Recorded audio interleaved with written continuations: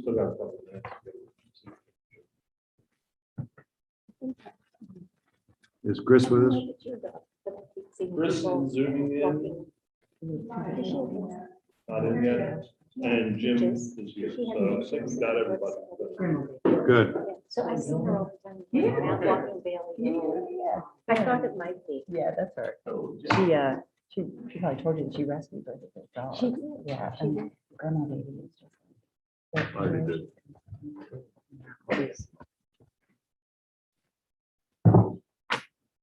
How are you, Jim? I'm fine. Good.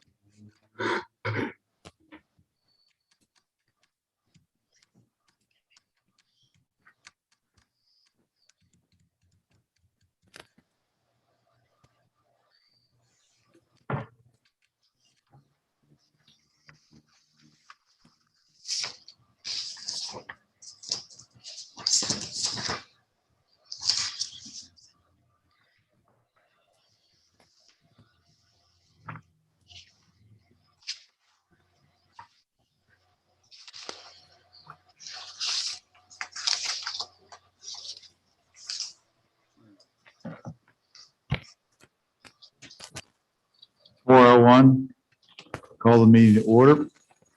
Good afternoon. This is the Hagerstown Planning Commission meeting of October the 13th, 2021. With me in the room today are commissioners on my far left, Charlie McIntyre, then Judy Wheeler, on my far right, Ron Thomas, and then closest to me on the right is Jim Stone. And Chris Davis is with us via Zoom. Staff that are in the room today, well, he's almost here, is Steve Bachmiller. He's hanging outside the doors, running down the hallway. There he is.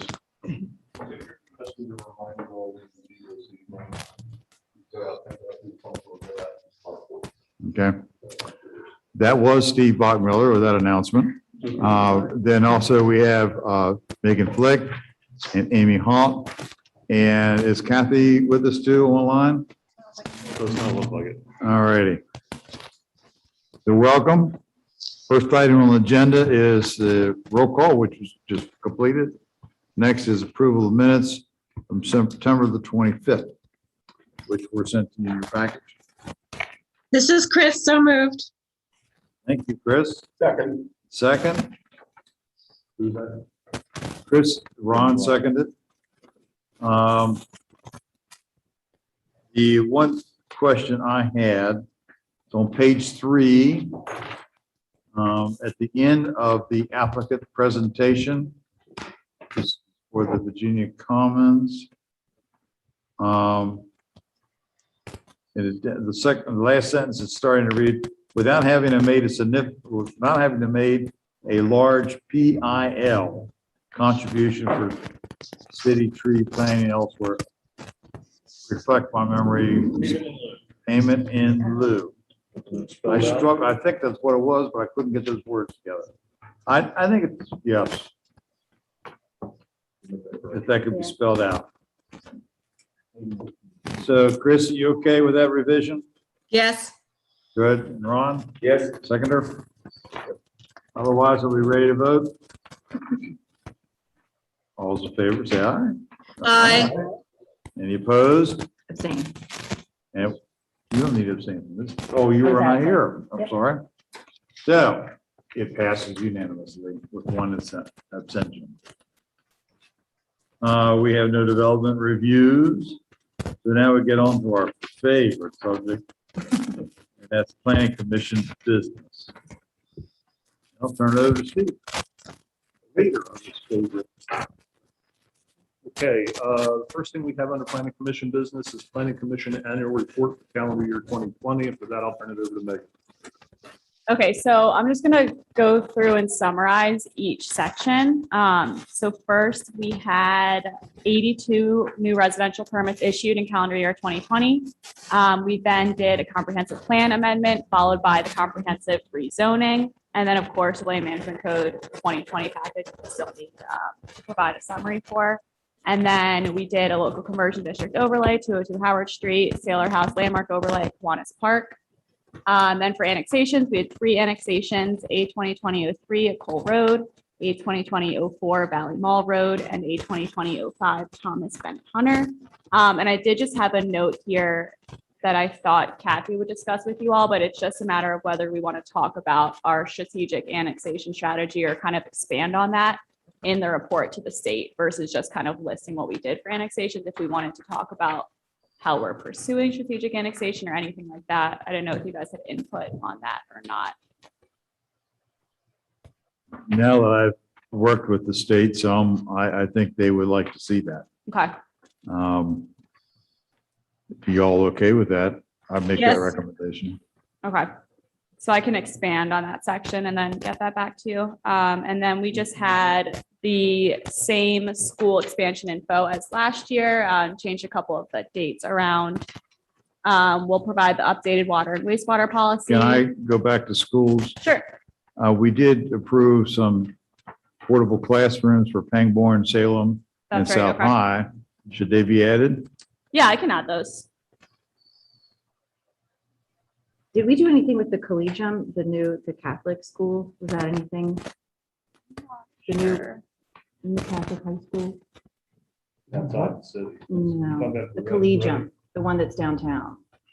Who's that? Yeah, Is it Catholic or just Christian? I think it's Catholic. Is it?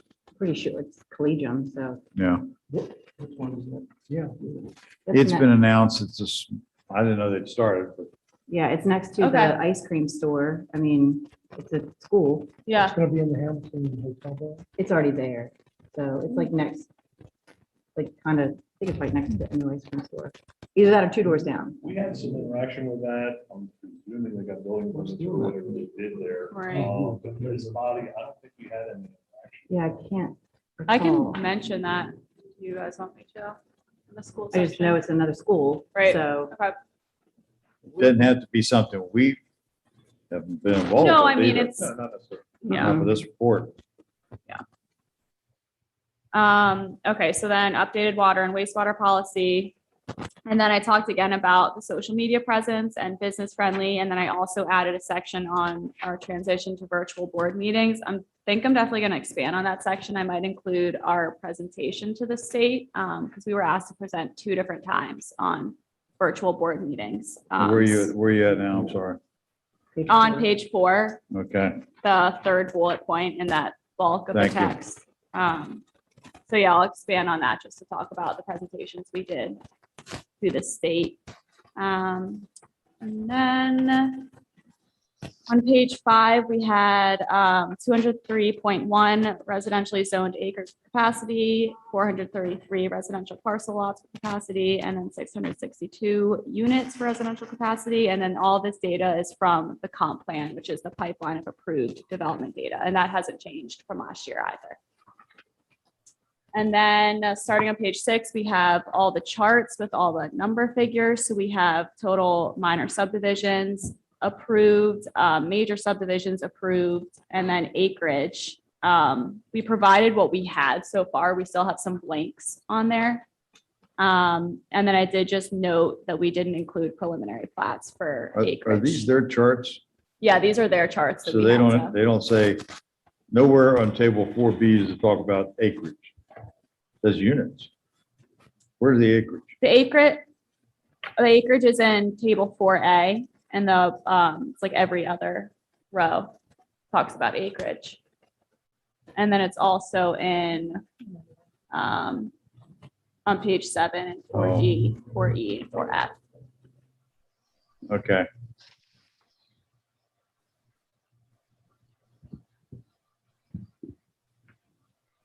So once again, we have a form that It's not our form, but It's- doesn't define what the term Yeah, is. we're required to do the long form based on having over 40, I think it is, residential. No, my point permits. is that it doesn't define the acronyms. It doesn't Yeah, well, define what? The acronyms, there's all these acronyms in here, and nowhere defined, but that's okay, it's not. our- Yeah, PFA is priority funding area. Well, I figured um, that was it, but Yeah, those are just their Just like charts. insurance agents, they all have their own language. right. And then page 7, we have commercial information. So total site plan approved area, total building square feet approved. And then the percentage of total, and this is again, just for commercial.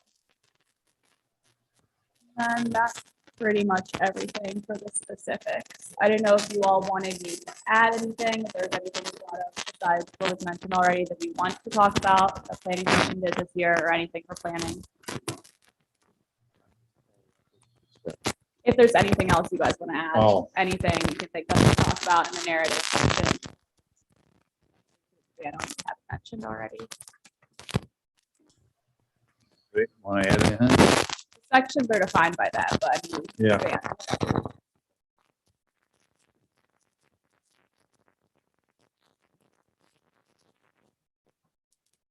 Ready? So I think we future, need the future, I guess, motion. this chart is the first time we submitted the chart. Second time. Mhm.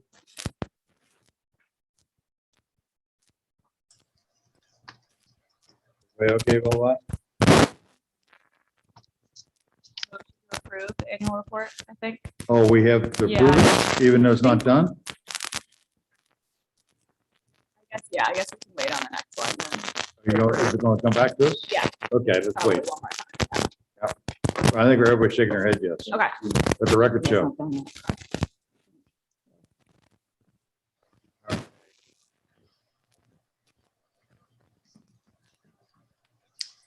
Now. Guess it's your turn. Finally. My turn.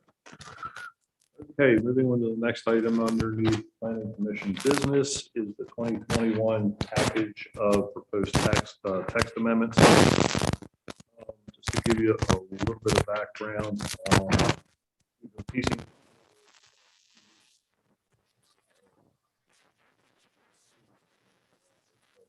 we only get most of the package to the working with. We do have a couple more things that we're looking to put in. This will be able to get us.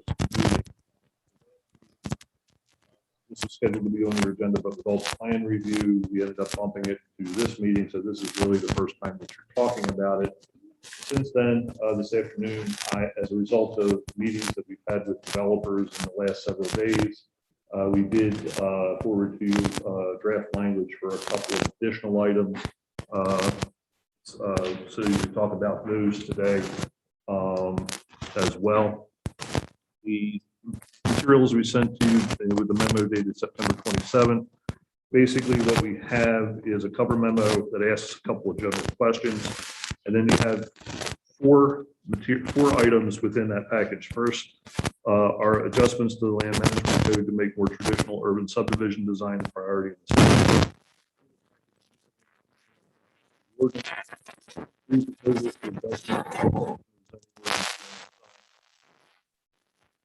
And proposals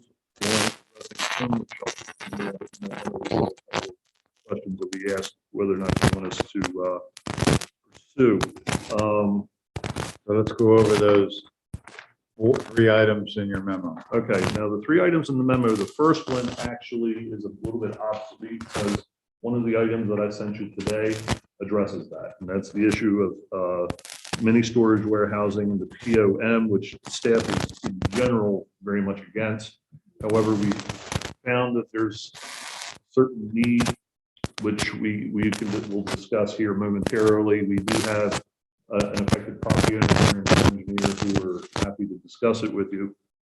If you want, we could just move on to that particular item and then come back to the rest of the items on the cover memo. Is everybody okay with that? Mhm. Moving on to this.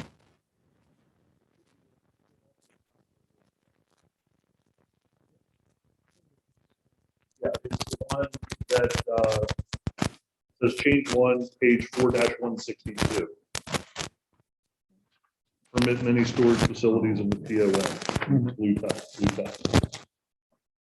What we have here, we were approached by Mr. Crampton about the property out at Pangbourne. He's currently the owner of the property. He's interested in doing mini storage on the property. Property is in POM. We don't see that there's any legal argument for a rezoning of the property. I think he's pretty much stuck with POM zoning. The problem is that the property is subject to remediation orders from the Maryland Department of the Environment over environmental issues associated with the site, which kind of limits the development of the property. All sorts of new regulations get kicked in if the existing concrete surfaces are pulled up, things like that. So we were looking for a way to make this problematic property redevelopable, and they would like to do that use. They really don't see another use for the property other than the area around the one remaining building. And as a result, we worked with them a little bit and we came up with this proposal to add a line in the use chart that says self-storage mini going to be a permitted use in the POM district. And it's self-storage mini warehouse facilities on property subject to a remediation plan approved by the U.S. Environmental Protection Agency and or the Maryland Department of the Environment, subject to design standards for this use found in Article 5, Section 99B, which is also part of this proposal. And what this does is it's a very tailored text amendment that really, as far as we know, only was really the city, Pangbourne and Central Chemical, because Central Chemical is also zone POM. And the Columbia Gas. Is not zone POM, is it? Oh, what? Not zone POM, is it? No, it's not zone P. Yeah, this only applies to POM. Okay. So there's two things that have to happen. It's got to be the POM district, and it has to have a remediation plan. Really critical. Staff's concern was it couldn't be allowed in general because then it would open up every POM district to have mini storages. So you could have like Dave Lyles' office park over there off of Eastern Boulevard, all of a sudden have mini storages pop up on the individual lots, and that is very ill-advised. Tailor it as an alternative development format for properties that are subject to environmental, it strictly limits the locations. The other concern staff had was the locations of these sites. Both of them are in the immediate vicinity of residential development. This one that Mr. Crampton owns is literally right across the street from one of the premier parks, park system. So we thought if this is allowed to happen, then there needs to be design standards that are incorporated that make sure that the use is extremely well screened and well disguised from surrounding properties. So if you go to page 2 of that package, we have certain requirements, and they were actually very good about coming up with some reasonable guidance we gave them. The staff really got it. Nobody takes anything aesthetic of them. Takes one guidance for this illustration, which is in the packet that you have. And it basically incorporates everything that we asked of them and what we wrote into this proposal. And that is, if it's adjacent to a street, adjacent to a residential development or residential zoning, or if it's adjacent to or across the street from a city, county, or state park, then these design standards come into play, which basically means you use the buildings themselves as architecturally palatable screen wall. When you're adjacent to those, if you're up against another commercial industrial property, but on the screen up there, you have a concept plan that they floated to us just for discussion purposes. You'll see that they have two buildings that are lined right up against Pangbourne Boulevard. And then in part, the last page of your packet is actually the illustration, which is an 8.5 by 11 of large one I just put up with Doug's desk. That shows how we treated, shed roofs versus peak roofs, but we can work that out. These proposals for the designs are discretion.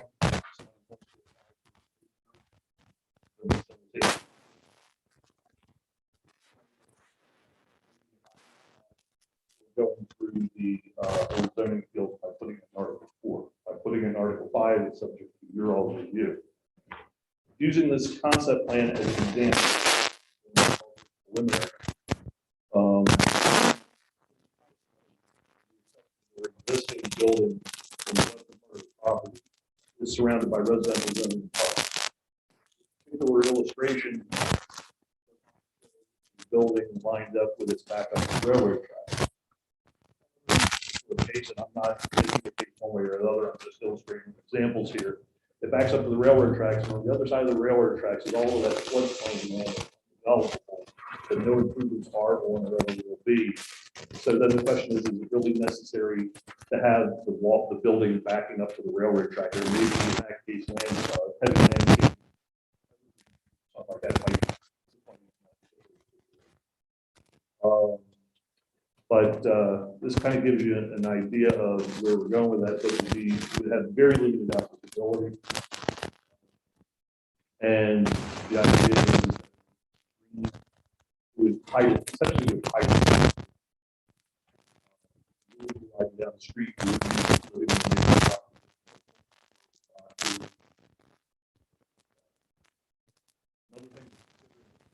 samples are discussing of mitigating factors as far as complex to the east, sits way up on a retaining wall above this. Short of planting the trees that are already 40 foot tall on the front end of this. So it kind of shows you how there's unique circumstances. If you look at the chemical site,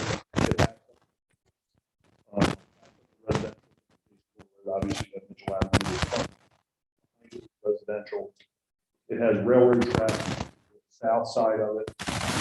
And then on the other side of the railroad track is more POM, which is facility or warehousing and job training types of uses. Is it necessary to screen it that heavily from that use?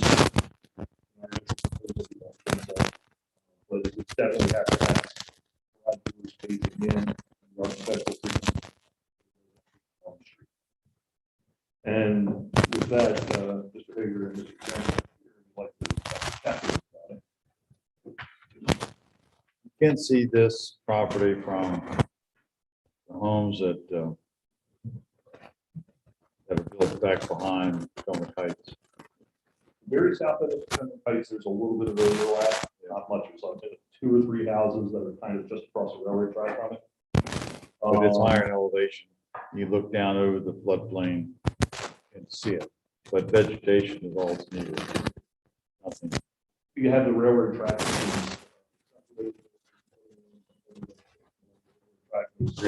All that social service. But we can't write. We wrote them generically with the ability for someone to approach you all with an alternate plan.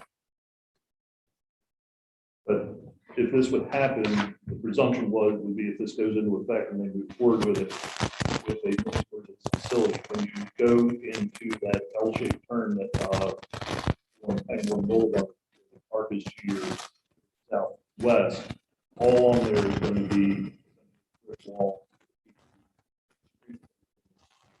So facility inside, so if you're driving down, we'll put that the illustration that you see in back to back, or something comparable.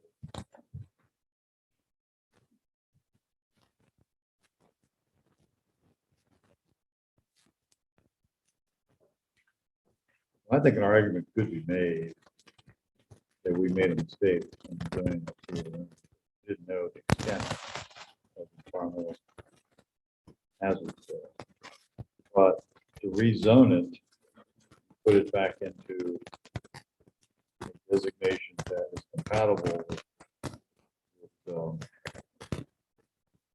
storage, we would lose the ability to screen it. Lose the ability to screen it. You also open it up to a variety of uses. And here it's tailored to this one particular use that this particular property owner is interested in. If it was to be rezoned to IR, that opens up any potential use in the IR. And it's still also, even if it is zoned IR, it still doesn't get you past the fact that the property does still have the environmental issues. So if they pull up everything and they start putting down, mass grading and putting foundations in, they've got all sorts of stuff. Part of it, something like this could essentially be built high from the site without disturbing the underlying ground. So it's kind of a combination of the uniqueness of the site. It is surrounded by residential, the uniqueness of the property, the environmental issues, and the particular use sought by the applicant in this case. Jim, do you think that this wording in the use box stand up to a challenge? Yeah, I Think so? agree with that. Okay. You worry about it, it's almost like spot zoning. Yeah. I don't see that. Yeah, that would be a problem. It's uniform within the zoning district. Meet certain criteria. So, Well, I'm not really in favor of using good BOM land for any storage, no offense, but I think in this case, great, I commend staff for working with and commend the applicant for working together to get something that's suitable for them and suitable for the community. If the proposal was just to do mini storage in the POM, I'd be standing on this table yelling no at you. I mean, Yeah. I'd be, just, or the opinion would be that strong. Because it just really does the intent of the POM district.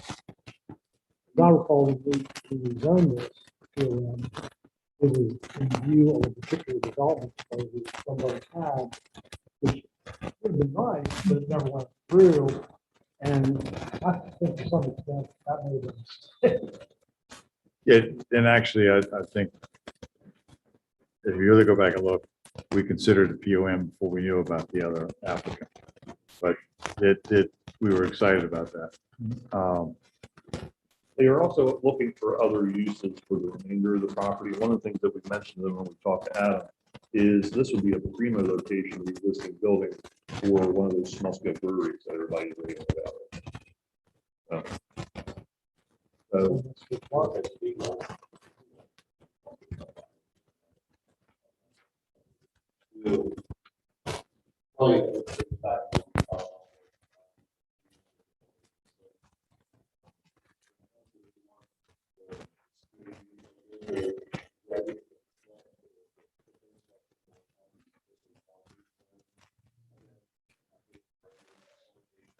Basically,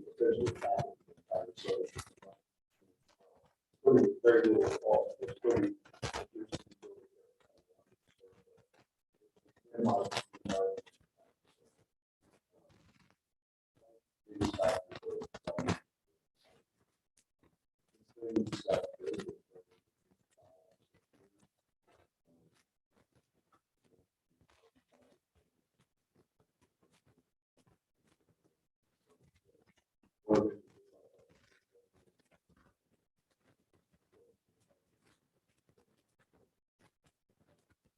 You definitely see the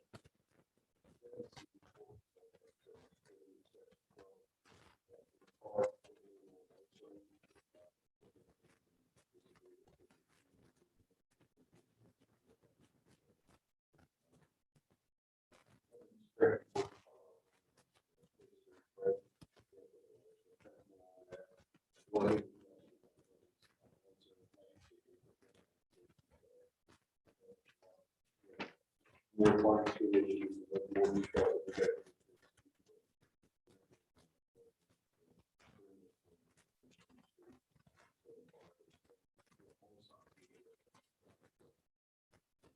we crafted the wording that's in your draft, knowing that the existing building, what the history of the property is, the existing brick building that's on the property. If they develop what you see in this simulation, it'll all look like it's one big original part of the original complex essentially, and should meld well with the park across the street. It'll make that existing building more attractive for development also. Well, what do we do with this? If you're okay with it, what will happen is as we move forward, we will leave it in as an official proposal as part of package. And let me back up for a second. This is our first cut on all this stuff. It's all pretty informal at this part. At this point, you'll notice in the package that you received, it's kind of been given to you in a couple of different formats. What we're doing is we're making sure you're okay with the direction that we're going, the specific proposals. At an upcoming meeting, you'll get an official formal proposal package with the individual proposals numbered, 1, 2, 3, 4, et cetera. But we wanted to, this is, get your feedback on the ideas before we put them in the official format for you. So let me poll everybody on their feedback. This is Chris. I'm okay with it. Thank you. I like it.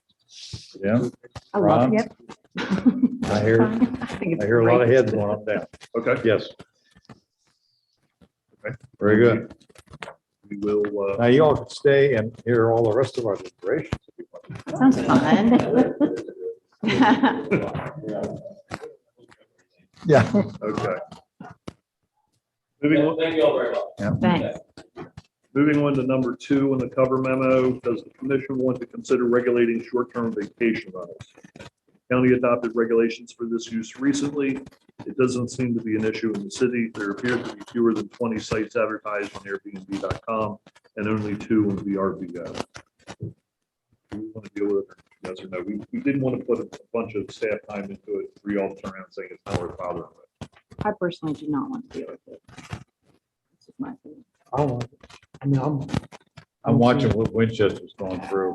I mean, it's just tearing them apart down there. So I think if we don't have to face it, let's just kick that can down the road. I could be wrong, but I believe Kathy told me that that we do treat them within the rental housing code. So there is some degree Something. of control over it. I don't think Winchester has initially. Yeah. And there's some factual regulation to this to begin with. You just can't go and set up a second house in your backyard or rent it out because regardless of whether it's short-term or long-term, other zoning requirements. So, There is another site though called Hip Camp where you can actually just rent your yard. So it's another level of Airbnb that you can like rent your section of your property. Oh, yeah. Mhm. seriously. Oh, yeah. As a matter of fact, Main Street, pardon me? For people to like camp on? So they can, it's called Hip Camp. And as a matter of fact, Main Street, Williamsport, when they had their bike night not too long ago, advertised that, to rent your backyard for those that, Well, the Hip good camp. news is all over the country. our zoning ordinance addresses camping. Yeah. So that's off the plate. Sheds, camping, I mean, it's like very unique experiences, so. Right. Okay. So what I'm hearing is don't deal with it. For now. One less thing for us. Yes. Okay, number 3, convenience stores in the RO zoning district. We have the owner of a non-conforming mixed-use building on the corner of North Potomac and Bethel Street. This is where Monica Workman's photography studio used to be until she moved down across from City Hall. Interested in pursuing a local conversion overlay district in order to widen out potential permitted commercial uses of the non-residential space in that building. It's got apartments in the back, apartments behind, it has a storefront behind. But the zoning ordinance in the the RO district doesn't allow what do you want to put in there? Let's put a convenience store. Is it questionable whether it's questionable whether or not this building qualifies for a local conversion overlay because of the specific language in the local conversion where it's got to be built as a commercial building or built as a mixed-use building. We haven't looked into it that great. Been used as mixed use. Has for been years. used, but it wasn't created that. Do you want to discuss permitting Those convenience? windows in the front. yeah, I kind of think it's, to me, my picture is fresh this morning, but I don't think it looks like commercial in the front. It may look like a question building built that way.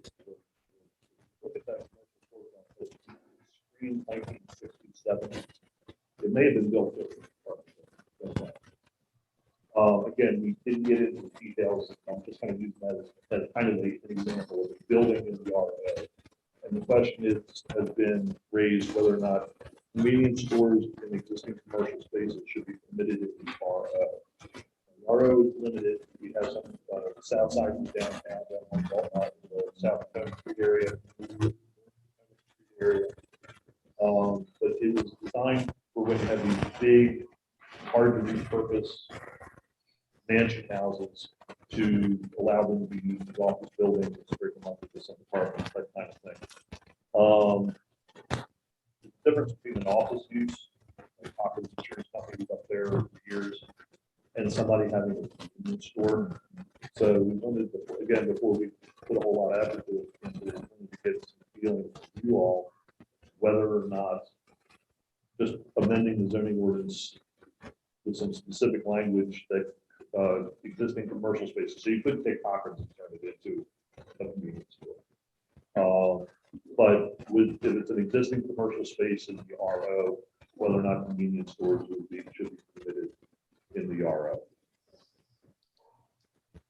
And yes or no wouldn't keep them from still pursuing the local conversion if they can manage to navigate that process. But this is a separate question.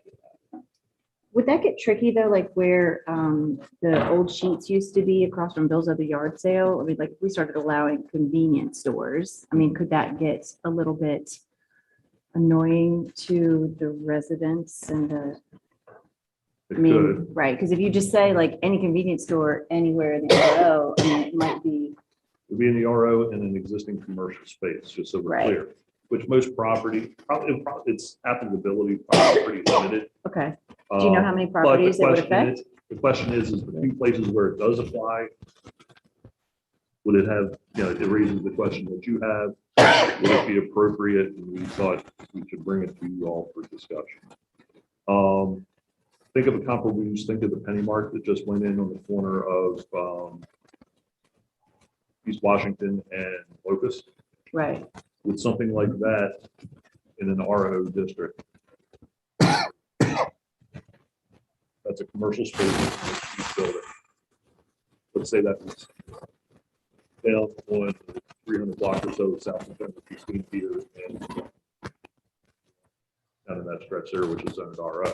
And you had that building down there, would that be appropriate?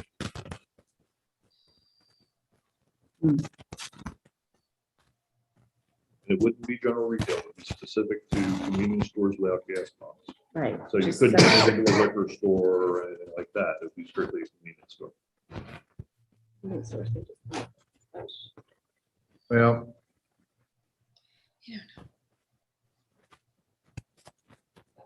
Yeah, with conditions, we can put.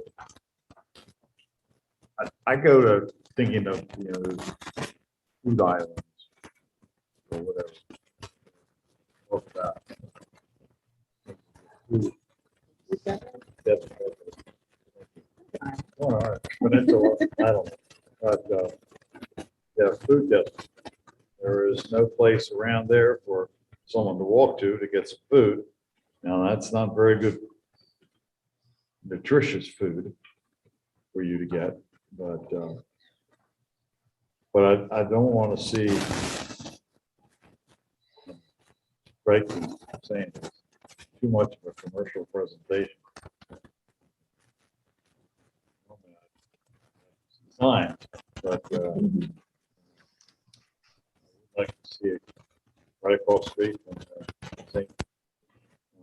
Trinity Lutheran.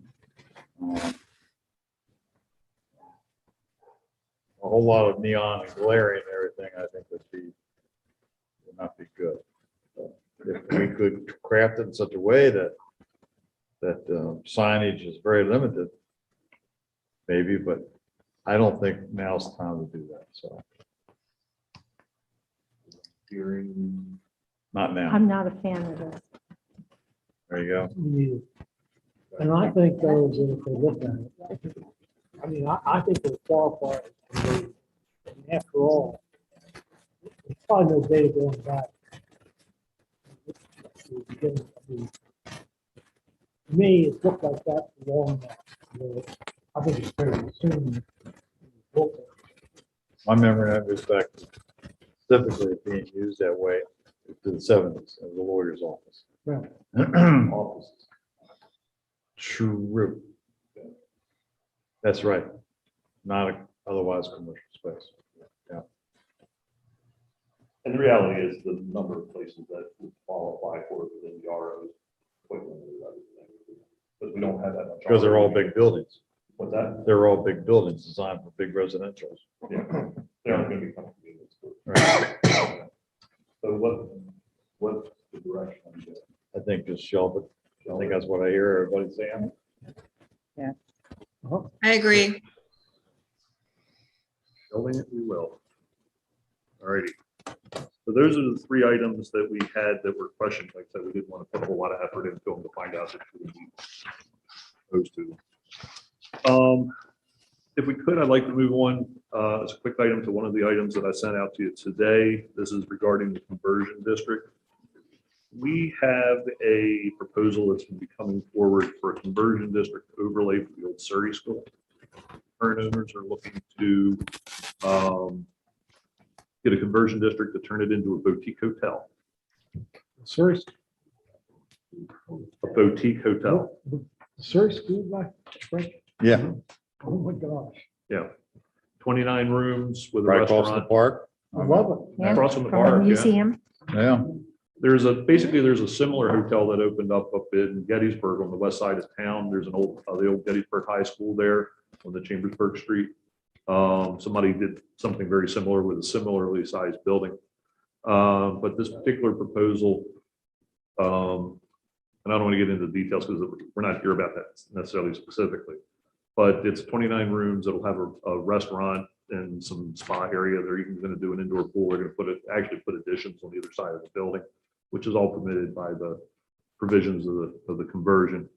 But when we spoke with their legal counsel yesterday regarding this, we actually have a meeting with the developers next week to find out more in detail what they're looking to do. But he wanted to meet with us first because he had a couple of concerns with some of the language in the ordinance.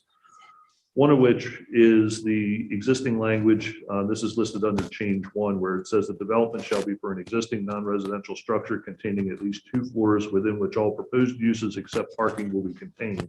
And his position is the provision allows for additions, but the uses are only permitted to be contained in the existing building. It's a fluke. I personally think I can interpret my way around it, but it's nothing I want to get into a contest over.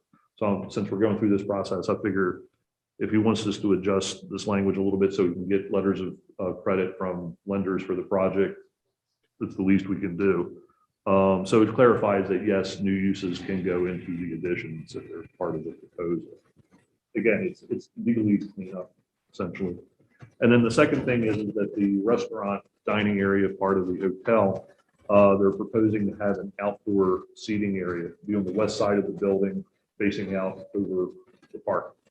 But the way the conversion district is currently written, only parking is the only permitted outdoor use. And so if they're going to do outdoor dining, we need to adjust the language in the ordinance to allow for that. We actually have 2 options here that we present to. My personal preference is the first one. And also I should point out that when we adopted the small scale brewery stuff where you can have the outdoor seating and it's permitted in the conversion district, we have an inconsistency in the ordinance. On one hand, you can have a small scale brewery with outdoor seating. One of the places that you can have is in the conversion district, which specifically says you can't do anything outside. So we're gonna have to fix that anyway. Yeah. But basically, the first option is the uses that are permitted in the conversion district. You simply list them as long as it's part of the plan that the mayor and council approves, and this body is okay with the screening from adjacent residential properties. You can have outdoor dining, patios in the 6 uses that are listed that are permitted that would essentially have that kind of thing. Restaurants, dining areas of hotels, bed and breakfast inns, banquets and reception facilities, drinking places, brew pubs, distillery pubs, small scale breweries, etc. These are the 6 items of all the uses that are permitted in the conversion district. These are the only ones that really want to need it. So option 1 is make an exception to nothing outdoors, with the exception of outdoor dining with these for these 6 uses. Or their attorney suggested maybe they'll, using the language of in which all proposed uses except parking, uses approved for additions, and other uses approved by the mayor and city council will be contained. Staff's concern with that is it's very open-ended. They can propose that any outdoor use. We're not real comfortable with that. If we want to adjust the language here to suit this particular proposal, fine. But it's just saying that anybody can come in and propose a use that could have literally just about anything, that they can loosely tie it to their principal use that's listed in the thing that it's fair game. We would think that's a little too wishy-washy. If you enumerated, the language you drafted,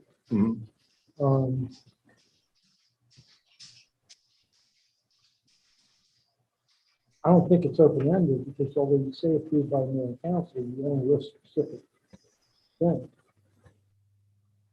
This, if you look down at the bottom of the sheet, in the blue, and then the mixed colors, that's the second alternative. Well, are the items that you've listed, items A through F, is that pretty much what is allowed in the conversion district? There's other things that are allowed, but they have no need for outdoor seating. So I saw no point adding them to the list. Dry cleaning. Dry cleaning is not that outdoor patio.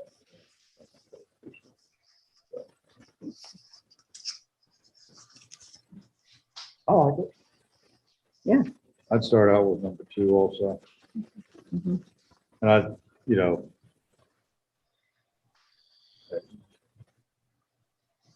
we've been appointed by the mayor and council to do these things. Why burden them with all that? Let us just take care of that. So you're suggesting the non-list version? No, I'm suggesting this. Okay, gotcha. Um, He likes it. Okay, so you're okay with moving forward with that, with the list version? Yeah, but I'd reserve the ability to study it closer next time. I know we kind of dropped this. This real, I mean, this is real. Exciting. We got a lawyer. Appears to be. I mean, I'm just thinking out loud now. I realize it's going to be mature, but maybe they could end up converting some of that blacktop to wall. We're already having conversations with them about that. You don't need that much, blacktop for something that's going, you know. Okay. And Right. Yeah, we're already having conversations. There's no something in it for asphalt. Get rid of some of the impervious. Okay. With that, then, I'm going to move on back into the bulk of the package that we sent out to you 2 weeks ago. And what I want to do is I want to start with the package of minor housekeeping amendments, which is about halfway back through the package. I want to save the additional maybe the stuff at the last. It's page 1, and unfortunately, it's two packages that were scanned together. It's it should say change 1, page 5-71 in blue. On the first page. It's about halfway through. What? That's it right there. Yeah. This package here it's literally just cleanups, essentially, things that have popped up over the year where we say we got to clarify these. If you want, I can go through them one by one and do a really quick summary of them. Most of them are real who cares kind of stuff, but I'll give you the opportunity to comment. Yes, let's do that. All right, change number 1. I'm not going to read it verbatim, but basically, as we've been doing more raw land around the edges of the city development, the provision for documenting cemeteries in the development process has become more and more of an issue. And we have found that there isn't a whole lot of guidance in the ordinance as far as what format the material that is supposed to be researched and presented to us. All this stuff is, it tells you how to package it. If we want a report that we put in the file, the be notations in the sketch plan and in the development. With this big red paragraph.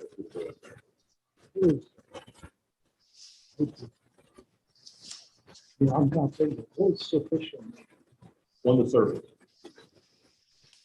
So you're walking around and you're not seeing the surface. I was struggling with that word too. I actually got it off of another site. Superficial.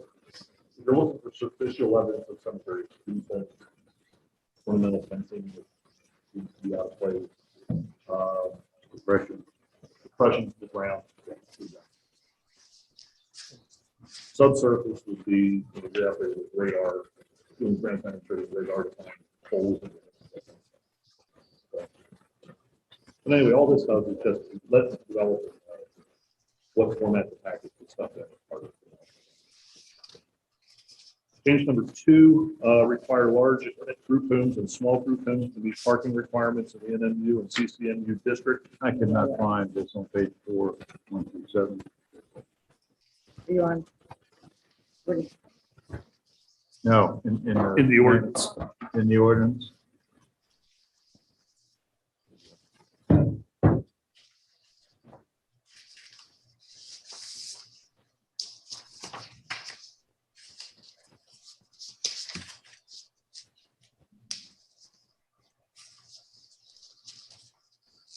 Yeah, it's definitely not 4, 1 through 7.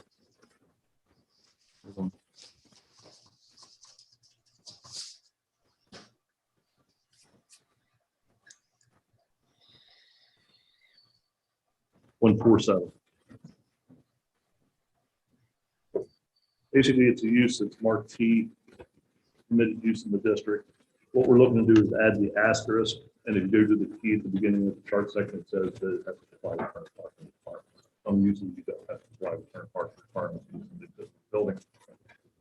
Other uses, however, they're specifically unregulated to do, and that's what we're doing here. So you see these red asterisks. What that is doing is just telling you, regardless of what's there on the site now, we're going to add this use to the site to provide parking according to the current requirements. All right. Change number 3, page 4-18. We put a provision probably about 10 years ago into the ordinance that says that you can't, if you're building along the common property line on a semi-detached or townhouse, that you can't go right up to the property line unless you get an easement from the adjacent property. If you go up to the property line, 5 years down the road, you need to do maintenance on the side, put on the side of it, you got to trespass on the neighbor's property to do it. It was never intended to address decks, but it's written where it could be interpreted as to including decks. And we don't really apply it to decks, but we want to just make the ordinance clear that it doesn't. Now, are you thinking decks that are a foot off the ground or 2 feet off the ground, or those come off the second floor? Any of them. Any deck. Because if you're going to be doing maintenance on the deck, you can pretty much hang off the deck and put a ladder up to the deck. You're not going to necessarily, in most cases, just about anything that I can think of, have to go into your neighbor's property to serve the side of that. You can do it all pretty much. And we've never administered it that way. I would do tons of decks that go up to the property line, doing townhouses and people.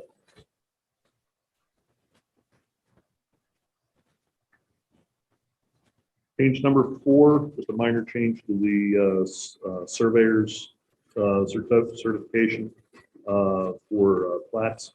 Just adds the license expiration date that was at the request of the city's surveying staff, just what their current practice is. Change number 5 is city engineers informed us that the provision for adding the city's unique ID number to a plan isn't really followed by them anymore. They don't even use the system anymore, so we're just taking it, an unused provision out of the list of items that are required in the plan. Change number 6, I entitled this one, Nursing Along Damaged Nonconformities. We have had some non-conforming uses that were heavily damaged due to fires, et cetera. And the owners just drag their feet on putting them back into service. And what this does is it creates some hard and fast deadlines for getting it back in service. You want it that bad, get it done. So we adjusted some language there. Basically, as long as you got a valid building permit that was applied for within the existing parameters, you can only renew a building permit so many times, so it creates a hard and fast, you're up against to get your. Change number 7, minimum height of structures in mixed use districts. The proposal for the general store on East Franklin Street presented a dilemma in compliance with the zoning ordinance requirements that all new buildings in the mixed use district be at least 2 stories in height. Dollar General was an important addition to the downtown area, but there's no way by which developers can meet requirements and the demands of the tenant. In other words, our ordinance said do a 2-story building. Dollar General said we're not going to do a 2-story building. So basically, we came up with this interpretation and we compromised. We created a building that looks like a 2-story building, but in reality is a 1. So what we do is one thing is also there's I never got that change. I can't find it in all these papers. Did you all get it? I think Yeah. it's- I'll move this. page 3. No. All right, keep going. Oh, thanks. It's the second part of it. There's 2 back-to-back sets of pages. Go ahead. Okay. One of the things that we're doing is we realized also in 4A there in red maximum height, we didn't have a maximum height for accessory structures in those 2 districts. We had it for the principal structure, but not, not for accessory structures. So we're adding that. And then minimum height requirements, we're changing it where it said all new principal structures shall be at least 2 stories in height to when a use is proposed where the planning commission determines the uses of significant economic development benefit to the district. However, by its nature, the use could not be developed as a multi-story in a multi-story format. The commission may entertain a waiver to the 2-story requirement if the site plan includes elevations showing facades that through treatment and features gives the impression of being a 2-story building. Basically, it just codifies what we did with Dollar General. That's all I had for the those cleanups. And then we have Any concerns on any of those? I don't. Move forward. No. Okay. okay. Next thing is homeless shelters and transient housing. This is becoming more and more of an issue with the social awareness that's going on in our community right now about how to deal with this particular issue. Right now, homeless shelters are only permitted as an accessory use to the mission of a church. Essentially, it's considered a church takes care of people like that. So the way our ordinance is written and interpreted, the only place that they're permitted is as an accessory use to a church or mosque or something, house of worship. As an accessory use, but not, because I mean, what about the Reach building? The Reach building is owned by the Presbyterian Church, or what's the church there? It's not Presbyterian, what is it? Methodist Church there. That's the principal permitted use of the whole building, isn't it? No, the shelter's only on the third floor. Main office building's on the main floor and then the shelter's on the second. No, Has to be managed or hosted essentially by the church on their campus. But the Yeah. thing is that the REACH shelter, all churches participate. So it's not just one church that is responsible. So we were looking at ways of widening that out or at least codifying it better. And Kathy put this together. She came up with 2 options. One is to create a definition of a homeless shelter and emergency transient housing. And then it would be homeless shelters would be permitted by special exception in the CG, the INST, the IR, and the IG zoning districts. Option B creates a definition of homeless shelter and emergency transient housing And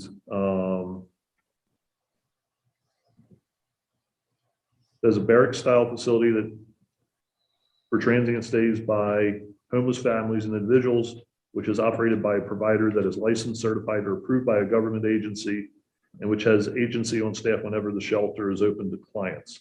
Homeless shelter is not emergency transient housing. Homeless shelters in a barrack style format are only permissible as an accessory use on an on-site religious sanctuary or as an accessory use to their on-site social service provider. So basically, the option B is codifying essentially what we do now. Well, how does?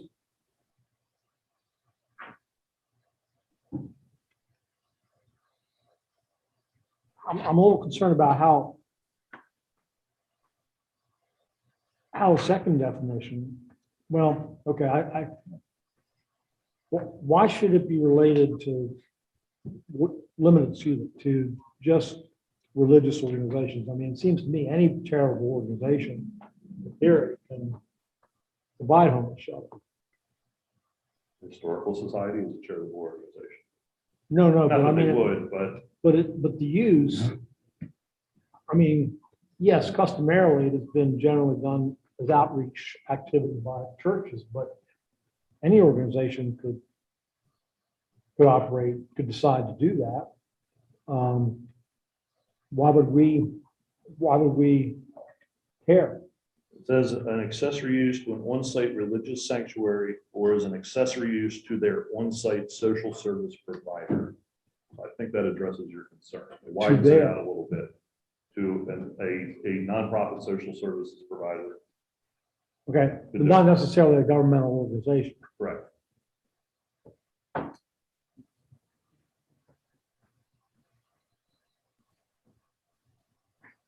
But this is one we got to be a little bit careful with because while it's an important use and perhaps there's a need for more of it in the community, we also want to make sure it doesn't, it has a potential of having a negative impact, so you don't want it getting out of control as far as places that it could be permitted.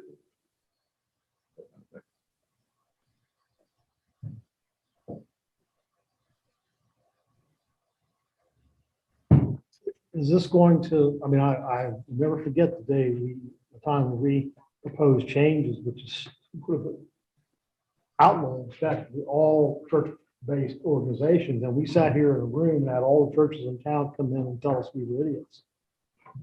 You know, and they Well, raised this- a huge all of this stink. is, will go to public, once you release it, the final product to public meet, public review, you'll have it. And we're not proposing to tighten anything up here. It's either status quo or it loosens it up a little bit. Okay. So, That was a push by some members of council to eliminate. Who, when all was said and done, if I recall, they blamed it on the planning commission. Yeah, I'm sure.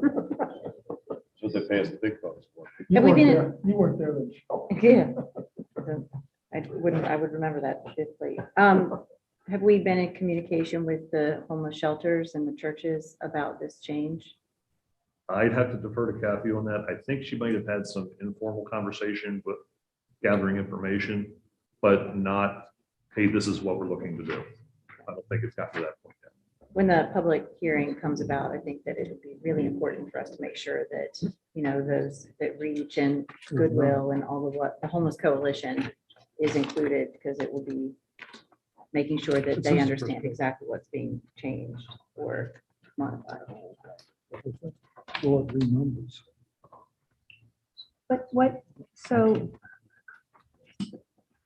but it is more or less status quo from what you're proposing here. B is mostly status quo, but by my read of this, it would not be limited to just churches anymore. A social service provider could operate one. And then option A specifically identifies zoning districts.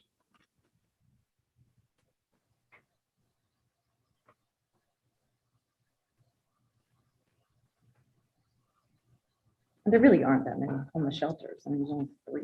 There's not even, we don't even have a year-round homeless shelter. I don't know if you guys know that, but the Reach shelter is only a cold weather shelter. Right. So, Well, the rescue mission but that's very high barrier. There's no low barrier shelter. You can't go in with, it's just, it's difficult. Well, it looks like to me, option A, if I understand it correctly, I may not. You're going to turn everything that's in the downtown area into a non-conforming use. Mhm. Well, if we think it's wrong to do it, then we should say it's wrong to do it and base the outcry that we should generate. That's the Kathy not here. She's the one. This isn't a criticism of Catherine or anybody else, but I think the effect of it is to sort of, in fact, change the law in such a manner that nobody who isn't already doing this will ever be able to do this. And why would we want to do that? The fact that churches do that now, we should be thankful and hope that more do it if the problem gets worse. And again, I think that it's really important to include the homeless coalition on something like this. I mean, they are very well aware of the issues and the magnitude of the problem and are working hard to solve it. And I think that, I don't know, I think that it's a conversation to make sure, and whether that's with Kathy, if she spoke with some of the homeless coalition or Chief Piper or anybody, just be part of it. I think we need to understand more of what the objective is. We've definitely be looking at this again, Kathy.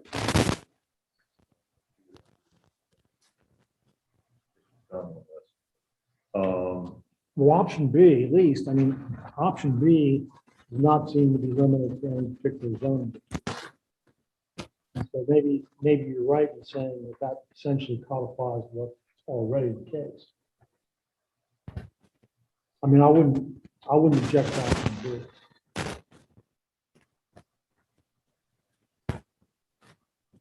Tell you what, let's, rather than make you pick one of the two of these for the next packet, let's just hold off on this. I would appreciate that.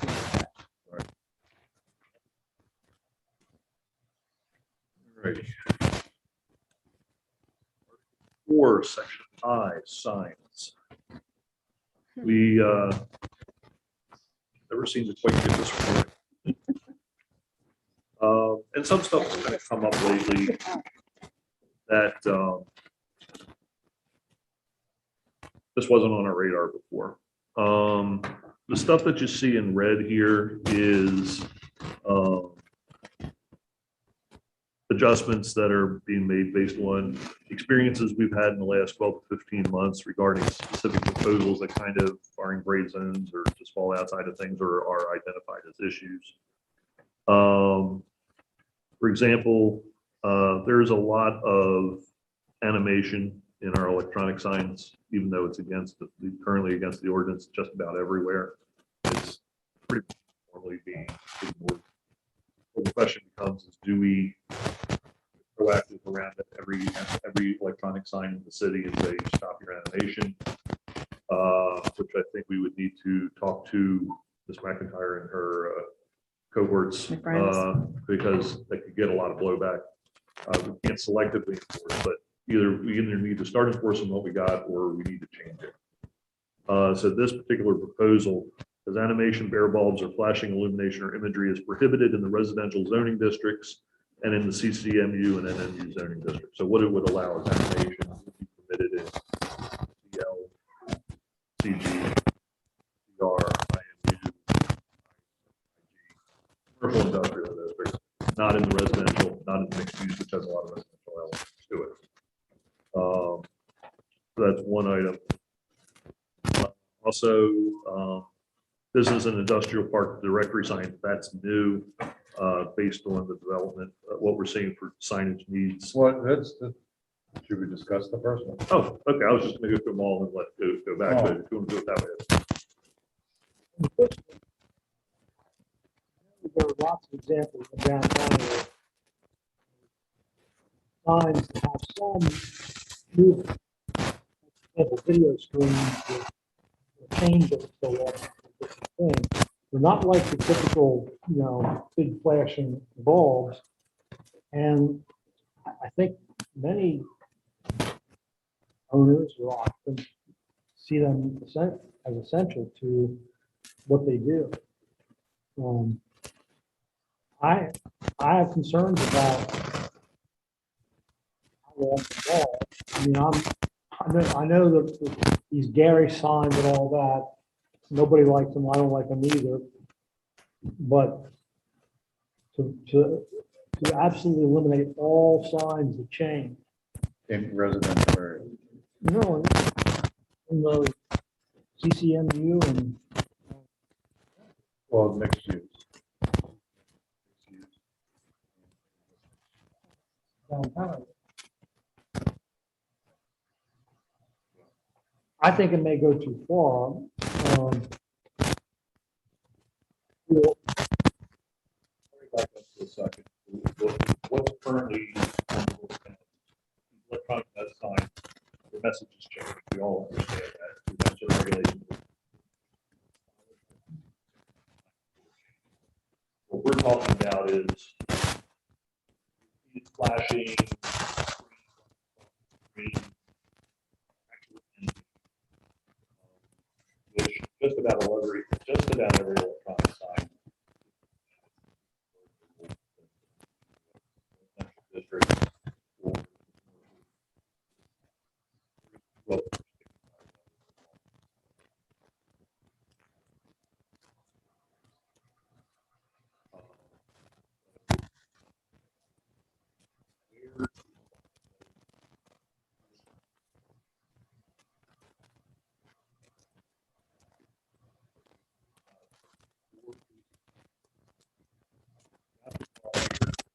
regulate them to cut back with the existing regulations.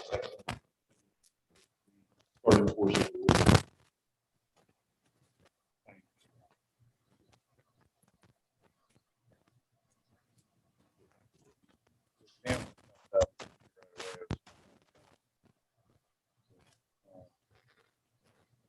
They don't have animation. They go screen to screen. Changing. That's animation. Yeah, I know. They don't have a train.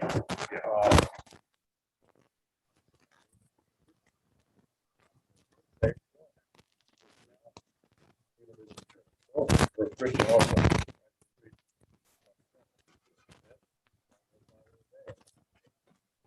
Roll red. The operators just, oh, I can do that.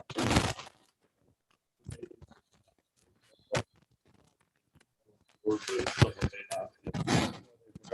Again, I go back to Haven. I know how it started out, they were just.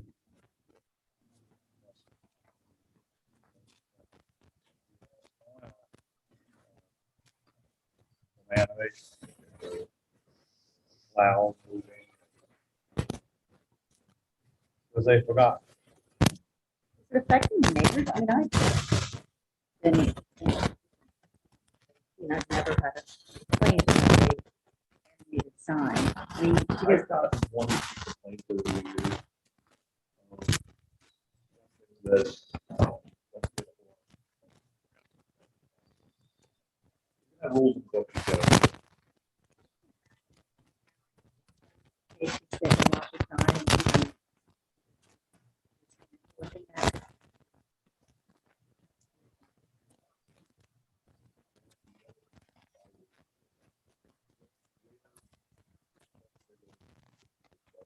That kind of.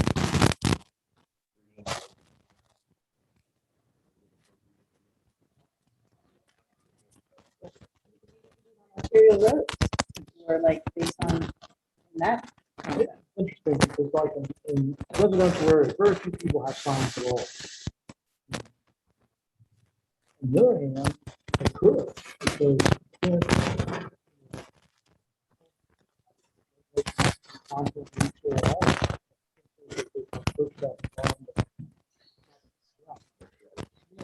Maybe there's something not to anything unless until it becomes fall. We don't I'm not sure we have a problem. I think a lot of our ordinance is not enforced unless you get a complaint.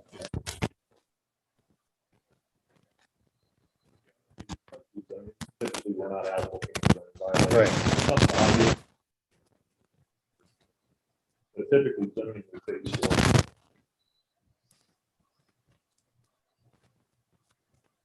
That's working pretty much. depends on how you define it. Does this get into the, the freedom of speech part of anything? Not at all. Not at all. Mechanical operation of it, doesn't have anything to do with the content. You can have a picture of a cloud.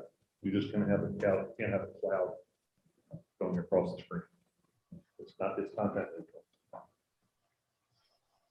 The only reason why I have in the past even talked against animation is at night with the varying light pattern coming to people's windows. Yes. Yeah. That was the only concern I have. I have no concern about driving safety. Thousands of studies done show that it's not true.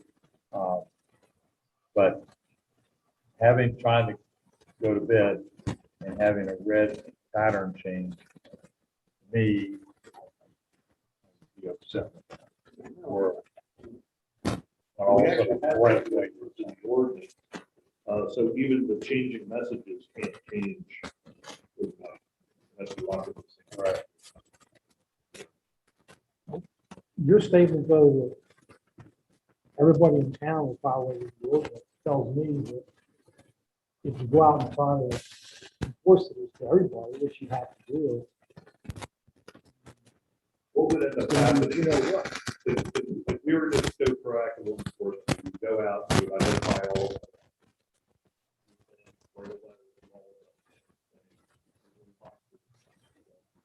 Information. If all of these letters go out at one time, organizations and individuals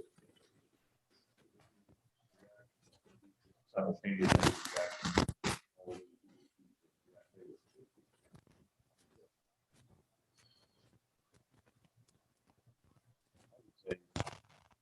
Wait until you get a complaint and then notify the operator of the sign that they're out of compliance.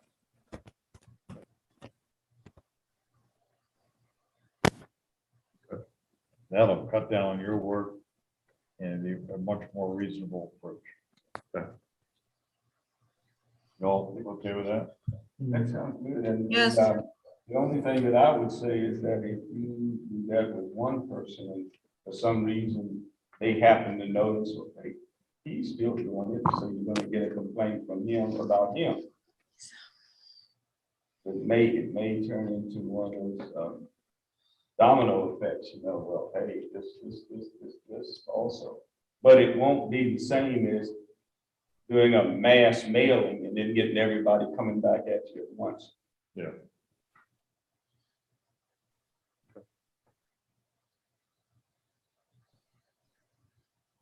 Done with that one? Thank you. Okay. Next one is business and industrial park directory signs. When business parks and industrial parks have lots which do not front on the adjoining collector or arterial roadway, park entrance signs are permitted as follows. This is new content. We get questions about directory signs similar to shopping center directory signs. Industrial office and industrial parks are much different. This just creates standards for them. is this comparable in terms of the limitations? Is it comparable to what we do for shopping centers?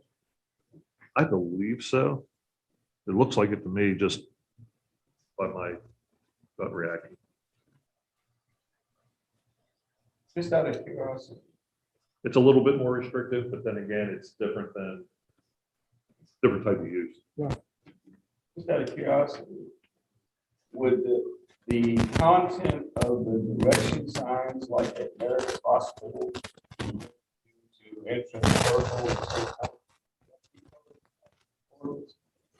Not advertised, traffic directions.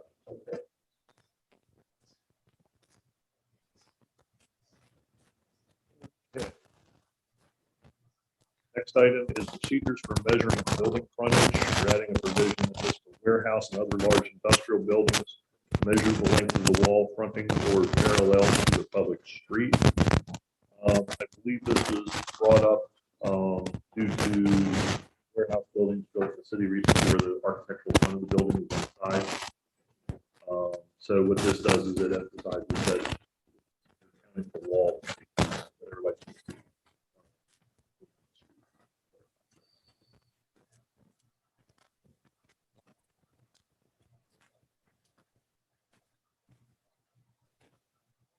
freestanding signs.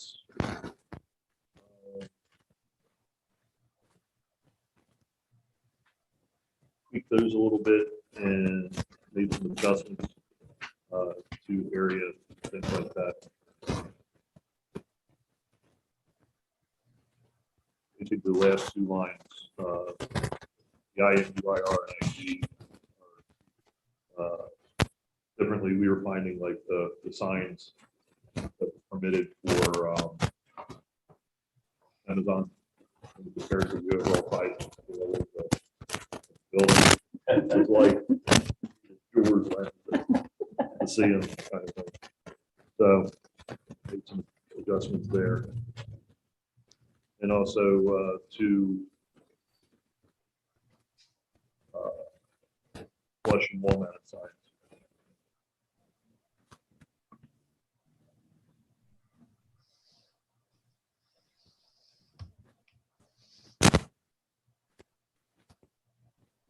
Moving on to section 5D. Gets back to the changing of messaging, et cetera.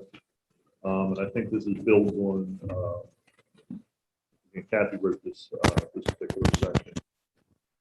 It's back to what we were talking about earlier, the first part of this, with the changing of messages. Here's the actually change messages. Must be set to maintain an image for a minimum of 10 seconds. And then it also says that such signs shall be locked into a single image between hours 10 and 6. Taking out just the residential district, but basically they would all be that way. But again, maybe get back to the direction of this issue.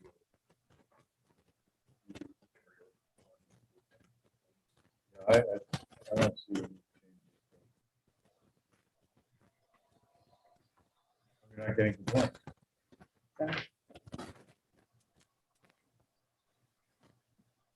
Section 5F, roof mounted signs.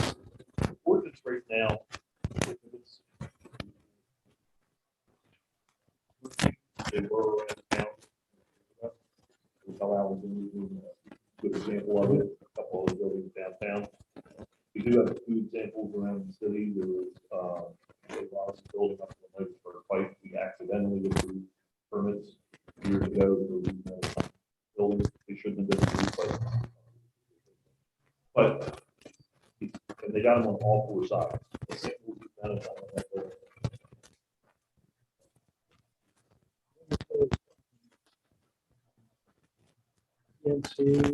Yeah. Question is does this body want to entertain? We still calculate this into the wall.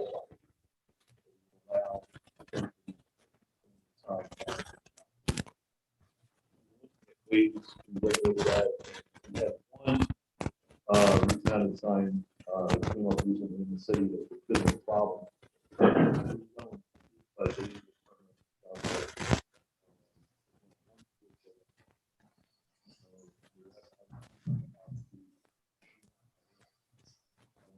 Does the city want to basically we've been holding off.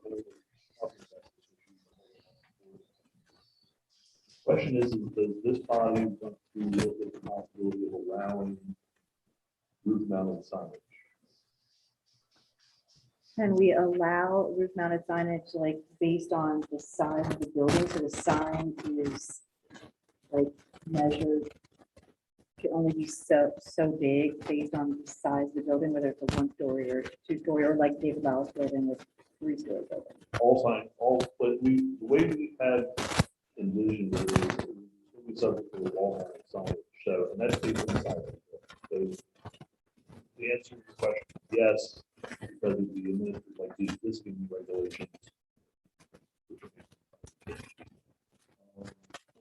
conversation, thought was, you got a 3 or 4 story tall building.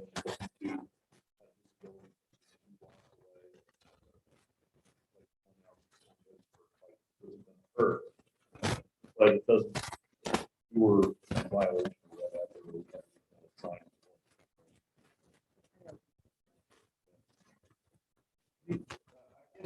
The only thing I would ask is,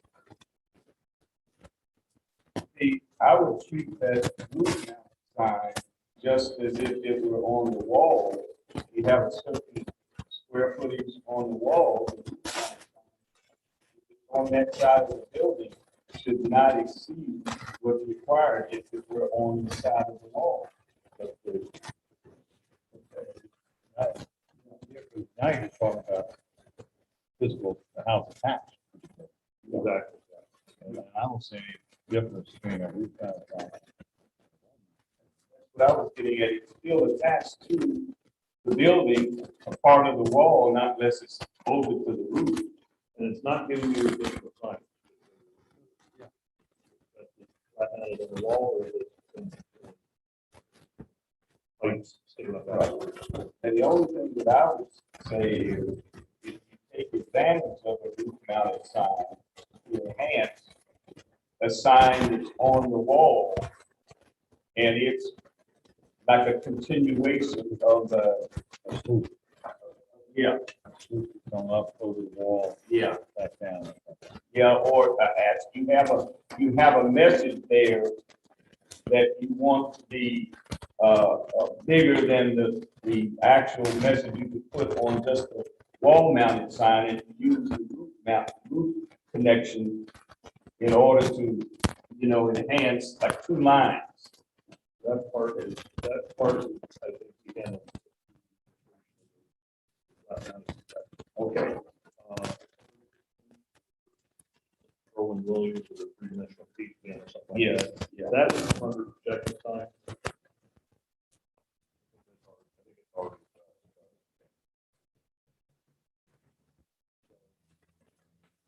Wanted to grab something up there.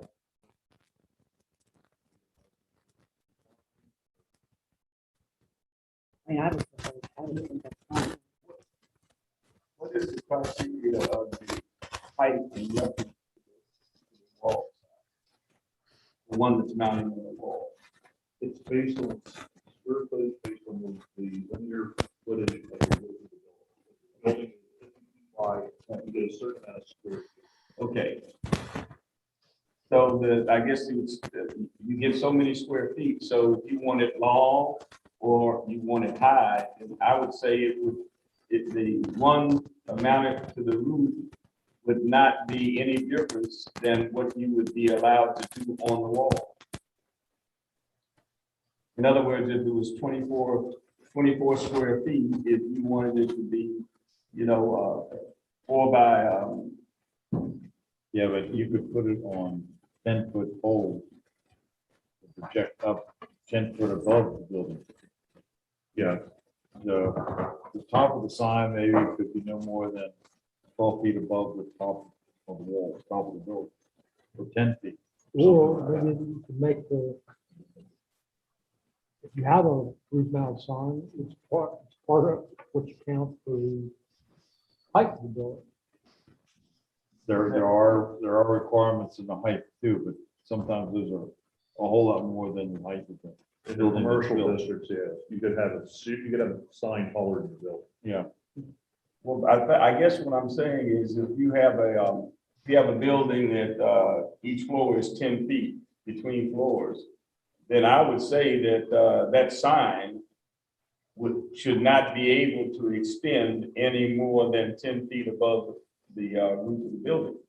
If that floor in those buildings is 10 feet, if they're 8 feet, then no more than 8 feet above. In other words, treat it just like an extra floor.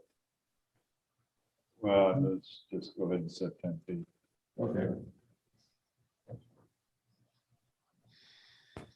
But the size of the sign is still defined by our current wall mounted. Yeah, which are liberal. No, I picture doing something like they used to do with the old marquees from the theaters, you know. The sign was vertical. And so you could take a, yeah, exactly. Well, I don't think They don't extend that. doesn't. Yeah, but I'm just saying, you know, conceivably, if you use that criteria, you could have one at the top of the roof that was 15 feet tall. Using But- a flat number, just say no higher than. 10 foot across. Yeah, okay. Okay, We might change that in 5 years. okay. And then Kathy had a question here for planning commission on another possible amendment. A downtown developer has requested the ability to hang projecting signs on the front and the back of a building for non-storefront tenants. That is not consistent with the permit regulations. 2 bracketed sign installations of 8.33 square feet each for upper floor tenants on the front of the building, and 1 bracketed installation of 8.33 feet for upper floor tenants on the rear of the building. Below the existing regulations, staff would like the commission's feedback on the questions listed at the end of the section. 1, should we allow projecting signs on the front and rear elevations of businesses have rear customer doors? Yeah.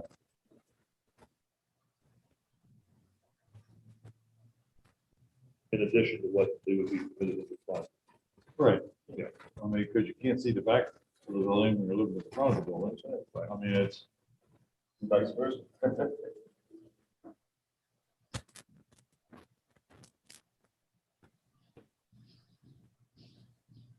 2, if the property has multiple connected buildings, should we allow each building on the property to have their own sign allowances rather than limited allowances to the property? connected buildings. I'm thinking 2 buildings that has like a breezeway connection between them, On the same lot or same lot, different lots? same lot. Across. That would be, I think that would be considered one building if they're connected, wouldn't it? Even though it may be a breezeway. That's still one building. But there are 2 businesses. And then one's got a sign that's bigger than half of the allowance or something like that, then you get into a problem how, then the person in the other building is stuck with less signage. Well, what if you set it such that the two buildings would be based on the square footage on either side of the breezeway? You could have a building with a breezeway, and this building is 100 feet in width across the front, and the other one's only 75. So I would say that this building would be allowed a larger square footage on the 100 foot than the one with the 75 feet. Treat them as 2 separate buildings, even though it's on the same lot. Because especially if you have 2 separate businesses. No, hey, the signage is, and You're the sign business. they're coming, there are more innovations coming all the time. It's gonna be pulling lantern pairs out, ever. I mean, signage, yeah. Right, right, yeah. Oh, yeah. There'll be projections.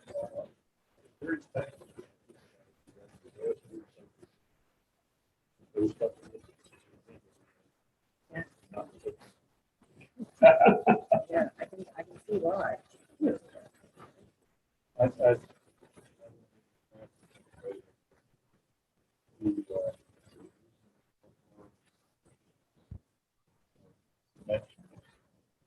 criteria for the space. We have 2 40-foot wide businesses that are 2 stories high. We do the 45 2-story, 20 calculation. What we do on rental spaces within a strip shopping. Basically, yes, your frontage. The landlord got involved in that. Some tenants want their own sign, of a certain size. Lots of pressure. Do we allow up to 36 square feet of projecting signs for upper floor tenants on any number of brackets rather than the maximum of one sign? Or allow up to 36 square feet on a certain maximum number of brackets? I think what it gets down to is you get a large building, especially in the downtown, that has a lot of tenants. Everybody wants to have their presence on the building. At what point is it too much? I mean, we've got one building in the downtown. Probably gonna figure out which one it is.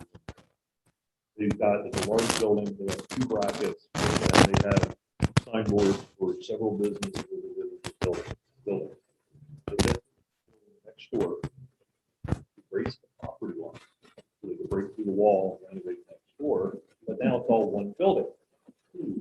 But you're still limited to the same number of signs because it's back to being one building. Right. That's why I want to go for frontage. Certain number per linear feet, like one per X number of linear feet of the frontage of the building. These are the, keep in mind, these are the projecting signs. Brackets, yeah.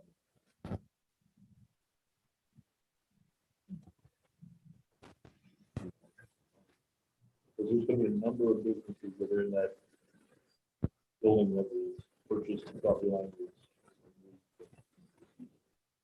All that, one building. Several buildings, new part of that building.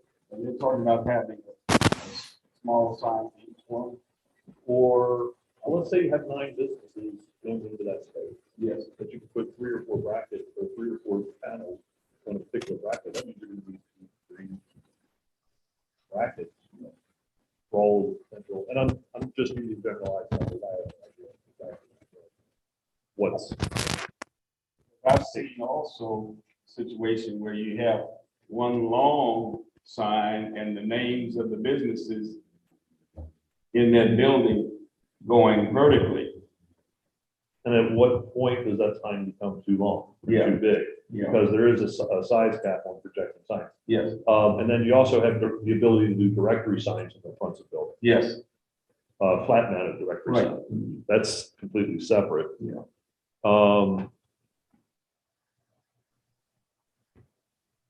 But we're just, it boils down to a question of, or a statement of, as more interest is becoming in revitalizing downtown, being creative with spaces, access to spaces and all, the number of new businesses that are going into downtown, we're finding a demand for more bracket signs, directory type, than our ordinance currently allows.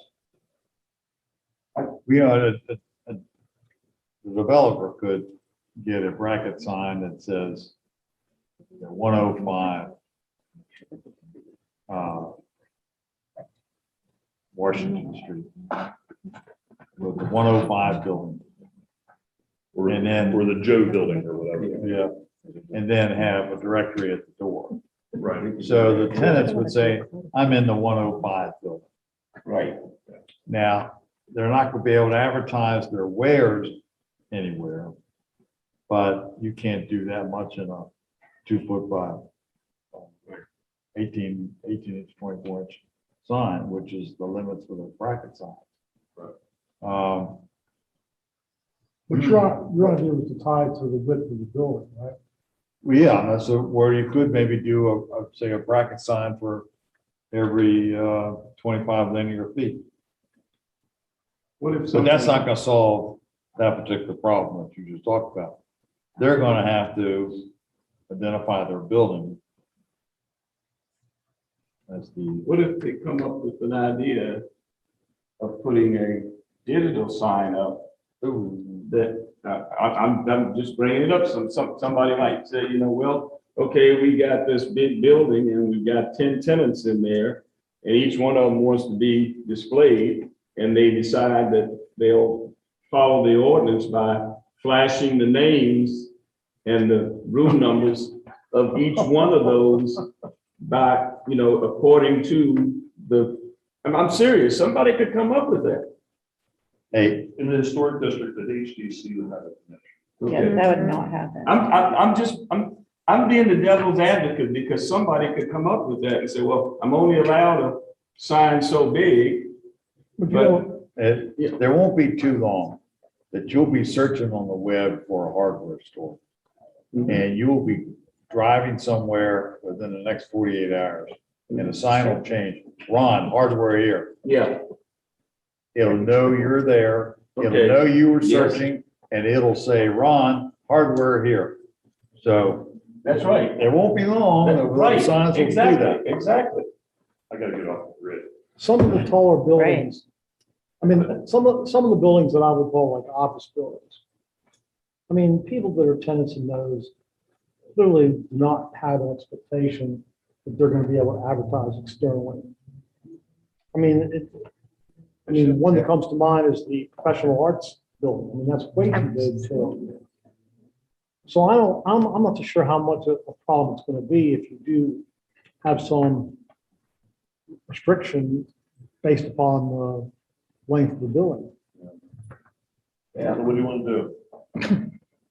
I'm gonna bring up one more and I'm gonna shut up. I remember years ago in Washington, the buildings, tall buildings and so forth, the businesses would have a sign in a window of their offices that had the name of the company or the business or whatever in it. It's hard to read. Lettered onto the window. Huh? Or lettered. Oh, yes, exactly. Well, there's nothing to stop them now for that. Yeah, but I'm just Do that saying, now. I don't think we've actually addressed that. How would you handle that if somebody started doing that? Oh, it can be done now. We have regulations about not having signage above a certain height on the building. Okay. So if somebody window lettered a fourth floor window. Well, that'd be ridiculous because no one's gonna be able to read it, but Well, that's projecting sign. Yeah. That's not face. What we've been talking about for the last 10 minutes is projecting. projecting, okay. It sounds like you're all okay looking at maybe loosening the regulations up based on one sign per X number of linear feet of frontage on the primary facade and then allowing them on the back Yes. pretty liberally, is my understanding. Backs and downside alleys and stuff like that, like along where the Arts Council is, going back to the park, that kind of thing. I'm not opposed to that. All right, we'll see what we craft something on for that. But.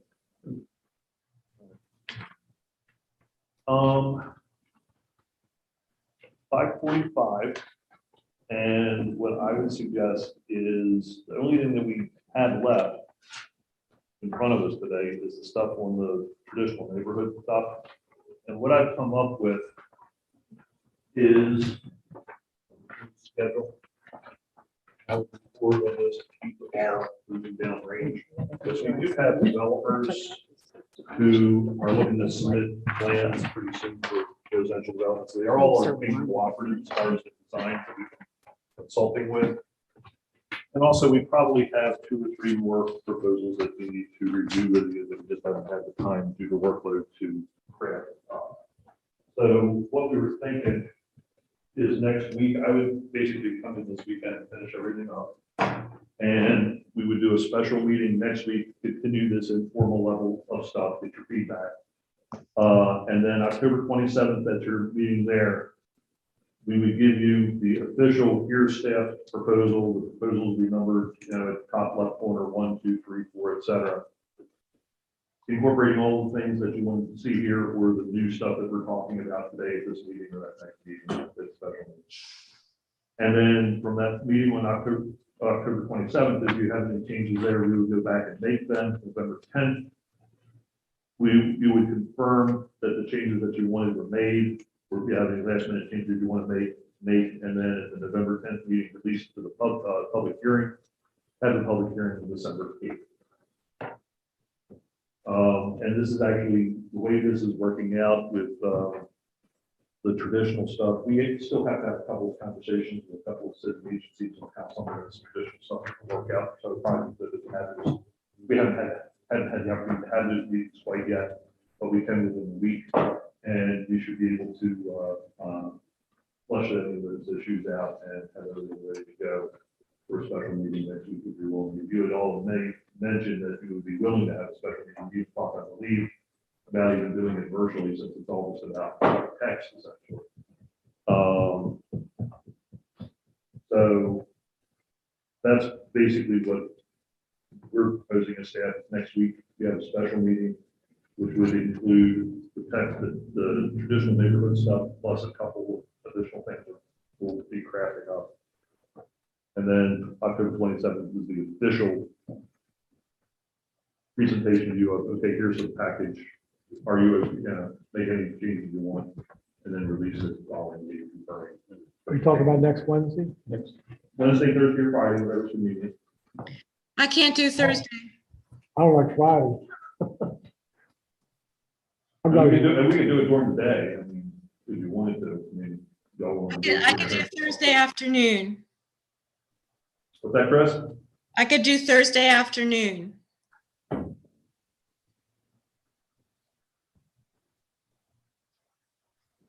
Yeah, if we're talking Thursday, the 21st, I would have to do it after 1:30. I'm not available at all the 21st. my preference would be to have it in the evening, but that's because it tends to interrupt my work day if it's during the day. But I'll go along with whatever everybody else wants. And staff is at your call. You want to do it for them? I just suggested that as a possibility. You want to do it, you can do it. So, I mean, I could do it the 20th in the evening. I'm available the rest of the week, though. Turn my phone off. The 20th or the 21st in the evening. Oh, you said you're not available on the 21st. Yeah, I can do the 20th. What does the 20th look like for you, Chris? It's fine. The 20th, we have a BZA meeting, which should be short, but it's at 7. If we did it like 5 to 7 or something like that. I mean, I'm okay with that. 2021 and 22 are good for me. So the So the 20th at 5 o'clock? That's a little earlier, 4:30. mean, I would love- I would love 4:30, but that's just me. No, that's all right. 4 o'clock, fine. 4 o'clock. 20th at 4 o'clock, is that all right, Chris? Going. Okay. Okay. All right, well, what will happen is, I may not get it to it, today's Wednesday. I probably will not be able to get it out to you by Friday. But my intention is that by the time we're all back at our jobs, we're doing our thing on Monday morning, we will have all of the remaining proposals, including cleanups of the traditional stuff based on any conversations that we have with the agency head. So you'll have time to review it. Steve, will this be a Zoom?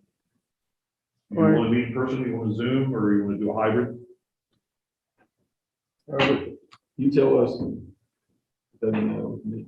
Well, you know what Doug and I love in person, so Yeah, In person, do it in person, whoever. wants to hybrid, do it. yeah. Yeah, If you're going to have it in person, I'll be here, yeah, Okay. I'd much rather. Do it in person. but others can zoom in if they want to. I Yeah, think that's. Okay. the discussion is better in person, absolutely. Okay, 4 o'clock on the 20th, right? 4 o'clock on the 20th, and we would have a hard quit by 7 p.m. Not that we would stay that long, but we got staff has BZA that night at 7, we have to staff, so. Well, Okay. We'll call a hard quit at 6. Yep. That's fine. Give Thank us you. an hour for dinner. as a Commissioner, suggestion, President. I would do the neighborhood stuff first and then circle back on the municipality ownerships. I'm sorry. I said, I would do the new neighborhood design stuff first, and then if we have time, circle back on the homeless shelters. Oh, yeah, that's right. You got to talk about the homeless shelter stuff too. Okay. That's gonna put a wrinkle, that could put a wrinkle in your plans. It could. We'll see. The homeless shelter stuff.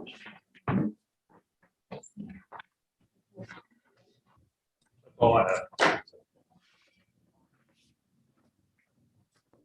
ECA agenda, just FYI.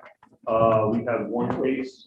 It's the property over the southwest corner of Potomac Avenue and Northern Avenue across from the old Sears building. It's a place that's been a doctor's office for eons. Someone has purchased it. They want to turn it into a financial advisor's office. So it's a change in non-conforming use. It's got parking in the backyard. It's an office. Yeah. It is what it is. Yeah. Was that originally a house? Yes. Looked like it was originally, but But it's been a doctor's office for like 40 years. Is there somebody coming in for a demo on the Sears building? There's a I've demo, heard rumors about that. well, there's a banner up on the Northern Avenue side. It's from a demo company. Oh. I have to check into that. Yeah, we've been asked that question. We've got, at least the last I checked, we've got nothing. Man, that's gonna be a landfill bill. Yeah. I'm going to do. Anything else for the good? We're adjourned. Okay, thank you. Next week.